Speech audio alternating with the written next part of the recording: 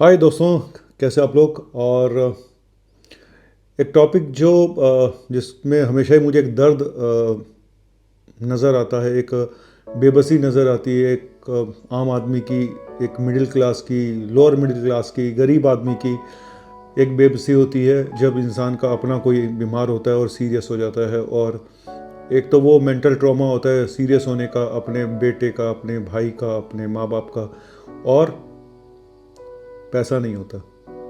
और जितना patient serious ज़्यादा होता जाता है उतना ही पैसा ज़्यादा लगता है, और पेशेंट वेंटिलेटर पे आ जाते हैं। और वेंटिलेटर पे आने का मतलब होता है खर्चा दुगना हो जाना, पेशेंट सीरियस हो जाना। और वेंटिलेटर की अपनी कॉम्प्लिकेशन भी होती है, ऐसा नहीं है कि वेंटिलेटर की अपनी कोई कॉम्प्लिकेशन नहीं होती है। तो आज का टॉपिक यही है कि क्या वेंटिलेटर जान बचाता है या सिर्फ पैसा कमाता है, हॉस्पिटल का पैसा कमा के देता है। दूसरा, वेंटिलेटर पे जाने से कैसे बचें, पेशेंट को ऐसा क्या करना चाहिए जो वेंटिलेटर की ज़रूरत कम से कम पड़े। देखो, पहला टॉपिक यही है कि वेंटिलेटर पे कौन से पेशेंट बचते हैं, ये मैंने पहले भी बता चुका हूँ। मैं सच बोलूँ तो मैंने खुद वेंटिलेटर पे पेशेंट को 20-20 दिन वेंटिलेटर पे रखे हुए उसके बाद बचते हुए देखा है, स्पेशली वायरल निमोनिया के केसेस में। जैसे कोविड का निमोनिया हो गया, वायरल का निमोनिया हो गया, स्वाइन फ्लू का निमोनिया हो गया। अचानक जो प्रॉब्लम्स होती हैं, जहाँ सडन प्रॉब्लम्स होती हैं, पहले कोई हिस्ट्री नहीं थी, ऐसे पेशेंट बचाए जा सकते हैं। ठीक है। पेशेंट को हार्ट अटैक हो गया, फेफड़ों में पानी भर गया, अचानक पेशेंट बचाए जा सकते हैं। पेशेंट ने किसी चीज़ की ओवरडोज ले ली, रेस्पिरेटरी डिप्रेशन हो गया, पेशेंट बचाए जा सकते हैं। सच बोलूँ तो 50% पेशेंट वेंटिलेटर पे जो होते हैं बचते हैं, 50% पेशेंट नहीं बचाए जा पाते। ज़्यादातर वो पेशेंट जिनको क्रॉनिक इलनेस होती है, जिनके फेफड़े ऑलमोस्ट ख़त्म हो चुके हैं, एक बार वेंटिलेटर पे गए ठीक हो गए, अब दूसरी बार गए, लेकिन तीसरी बार जब गए तो नहीं बचाए जा सके। किडनी के पेशेंट हैं, है ना, और हार्ट फेलियर के पेशेंट्स हैं, कैंसर के पेशेंट्स हैं जिनका कैंसर फैल चुका है। तो ये पेशेंट पुअर प्रोग्नोसिस वाले होते हैं, जहाँ पे मुश्किल हो पाता है। कई बार बच जाते हैं, कई बार नहीं भी बच पाते। लेकिन सबसे दर्दनाक पहलू ये है कि वेंटिलेटर पे आने का मतलब होता है हॉस्पिटल के बिल में कम से कम 30% का इजाफा। अगर बिल आपका 30,000 पर डे का बन रहा था छोटे हॉस्पिटलों में, तो वो खर्चा पहुंच जाता है 50,000 पे, कम से कम 60,000 पे। इतना फ़र्क पड़ जाता है, इवन 50% तक भी इंक्रीज़ हो सकता है। और अगर बड़े कॉर्पोरेट हॉस्पिटल में तो 1 से सवा लाख, 1.5 लाख तक भी बिल आ सकता है पर डे का, अगर पेशेंट वेंटिलेटर पे है। ज़्यादातर मरीजों के रिश्तेदारों की ये प्रॉब्लम होती है कि सर हमें कुछ बताते नहीं है डॉक्टर, हमें कुछ समझ में नहीं आ रहा, हम क्या करें। मुझे ऐसा लगता है कि वहाँ के जो ड्यूटी पे डॉक्टर हैं उनकी बहुत बड़ी जिम्मेदारी होती है, जो कंसल्टेंट है उनकी बहुत जिम्मेदारी होती है कि पेशेंट को क्लियर कट बताएं कि पेशेंट को वेंटिलेटर पे डालने से कोई फ़ायदा होगा या नहीं होगा। जस्ट सेक ऑफ एक प्रोटोकॉल है उसके तहत डालना है या पैसा कमाने के लिए डालना है। तो मुझे लगता है कि ये डॉक्टर जो होते हैं उनकी बहुत बड़ी जिम्मेदारी होती है पेशेंट को सच बताना। और पेशेंट को भी सच एक्सेप्ट करना चाहिए। पेशेंट सच एक्सेप्ट ही नहीं करना चाहते। अगर उनको बता दिया गया कि पेशेंट नहीं बचेगा, फिर भी वो चाहते हैं कि किसी भी तरीके से, क्योंकि कई रिश्ते ऐसे होते हैं जहाँ पे इंसान पीछे मुड़ के नहीं देखता है। बच्चा है, बेटा है, बेटी है, ऐसे में सच बताऊँ तो पैसा बहुत लगता है, क्योंकि माँ बाप पीछे मुड़ के देखना नहीं चाहते। उनके लिए उनकी औलाद से ज़्यादा कुछ भी नहीं होता। तो ये इमोशनल जो बॉन्डिंग्स होती हैं इस तरह की, ये बड़ी प्रॉब्लम वाली बात होती है, क्योंकि पैसा पानी की तरह लगता है। इंसानों को घर भी बेचना पड़ जाता है अपना, बैंक बैलेंस खाली हो जाते हैं, लोगों से उधार लेना पड़ता है। और रिश्तेदार रिश्तेदार तो सिर्फ यही बोलेंगे जी बड़ी जगह पे ले जाओ, वहाँ ले जाओ, वहाँ ले जाओ। पैसा कौन देगा यार, ले तो जाएं, पैसा कौन देगा। पैसा देने के नाम पे सब भाग जाते हैं। एक बोतल खून मांग लो, आधे लोग गायब हो जाते हैं। किसी को फलानी बीमारी निकल आती है, किसी को कुछ निकल आती है। सच्चाई यही है। मैं अब ये भी बताऊंगा कि पेशेंट को वेंटिलेटर पे जाने से, और पेशेंट वेंटिलेटर पे अगर चला जाता है, कोई ज़रूरी नहीं है कि वो 20 दिन तक वेंटिलेटर पे रहेगा। हो सकता है 2 दिन में हटा दिया जाए, हो सकता है 4 दिन में हटे, हो सकता है बिल्कुल ना हटे। और कई बार वेंटिलेटर हटाने के बाद पेशेंट फिर सीरियस हो जाते हैं, ऐसा भी देखा गया कि आज हटाया और कल फिर सीरियस हो गया पेशेंट। तो ये एक बड़ा कॉम्प्लिकेटेड इशू होता है और वेंटिलेटर की अपनी कॉम्प्लिकेशन भी होते हैं, वेंटिलेटर एसोसिएटेड इन्फेक्शन होते हैं, इन्फ्लेमेशन होता है, पता नहीं क्या क्या हो सकता है। तो वेंटिलेटर डालना एक मजबूरी होती है, आखिरी हथियार होता है जब आपकी सांस नहीं आ रही है पेशेंट की, उसको एक सपोर्ट देना है।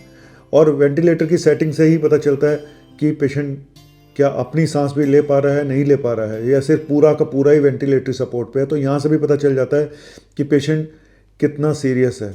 अगर तो ऑक्सीजन जो दी जा रही है वेंटिलेटर के थ्रू वो 100% दी जा रही है, तो उतना ही पेशेंट अपना सपोर्ट नहीं ले पा रहा है। उसमें भी काफ़ी मोड होते हैं। चलिए मैं इस बात पे चर्चा नहीं करूँगा। अब मैं सिर्फ ये बताऊँगा कि पेशेंट को वेंटिलेटर पे जाने से कैसे बचाएं। देखो सबसे पहली चीज़, जितना जल्दी पेशेंट को लेके जाओगे हॉस्पिटल। मैं आज अभी एक पेशेंट को देख रहा था कि उनको 2 दिन से सांस फूल रही थी, लेकिन किडनी के पेशेंट थे, 2 दिन से सांस फूल रही थी। अगर वो 2 दिन पहले आ गए होते या 1 दिन पहले आ गए होते तो शायद उनको वेंटिलेटर पे ना जाना पड़ता, लेकिन वो 2-3 दिन के बाद पहुंचे डॉक्टर के पास, पानी भर गया लंग्स में और डॉक्टर ने बोला ऑक्सीजन भी काफ़ी लो हो गई है, वेंटिलेटर पे डालना पड़ेगा। बच तो गया पेशेंट, लेकिन अगर यही पेशेंट 2-3 दिन पहले आ जाता तो शायद ऐसा ना होता। नंबर 1।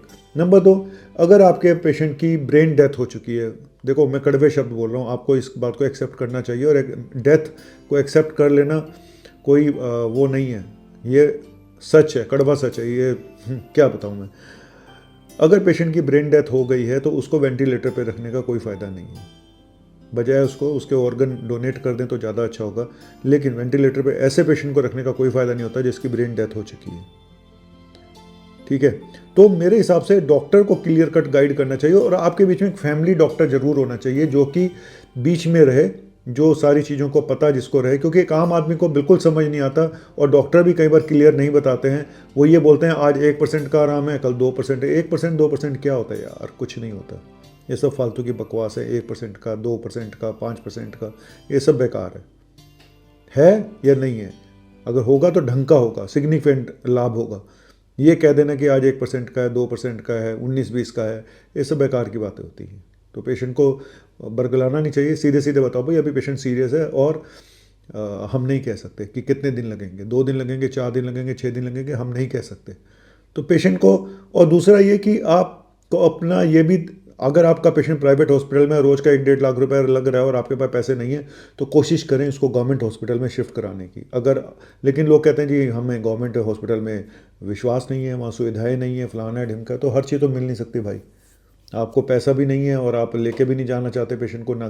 और अगर डॉक्टर ने ये बोल दिया कि ब्रेन डेथ हो गई है, सब कुछ जा चुका है, तो आप अपने पेशेंट को घर ले जाएं, बेटर होगा। उसकी अंतिम इच्छा घर पे जाके पूरी करें, बेटर होगा। इमोशन से ऊपर उठना पड़ता है, मैं ये बता दूं। इमोशनल होके काम नहीं होते। लेकिन हाँ, ये बात सच है, कुछ रिश्ते ऐसे होते हैं जहाँ पे आप हार जाते हो, आपको समझ में नहीं आता।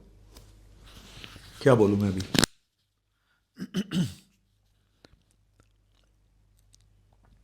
मैं भगवान से सिर्फ ये प्रे करता हूँ यार, कभी मेरे साथ ऐसा होना, मुझे सीधा लेके जाना, मुझे हॉस्पिटल के दर्शन भी मत कराना। मैं सोऊं और सुबह पता चले डॉक्टर कार्ला चले गए इस दुनिया से। मेरे साथ ऐसा ही हो। मैं कोई पेन मेन बर्दाश्त नहीं करना चाहता हूँ। और इससे अच्छी मौत क्या होगी जब मुझे पता ही नहीं, मैं तो सो रहा था, मैं तो रोज़ सोता हूँ, सुबह उठता हूँ, सोते सोते चला गया। इससे अच्छी मौत और क्या होगी। चलिए, ये बहुत नेगेटिव बातें हो गई, फिर बोलूँगा। एक प्यार का नगमा है, मौजों की रवानी है, जिंदगी और कुछ भी नहीं, तेरी मेरी कहानी है। एक प्यार का नगमा है। जी हाँ, प्यार का नगमा है, मौजों की रवानी है, ज़िंदगी तेरी मेरी कहानी है। इसी कहानी और इसी कशमकश में बीच में हम रह जाते हैं जब पेशेंट वेंटिलेटर पे होता है। हम डिसाइड नहीं कर पाते कि हम क्या करें। एक तरफ रिश्ता होता है, एक तरफ पैसा होता है।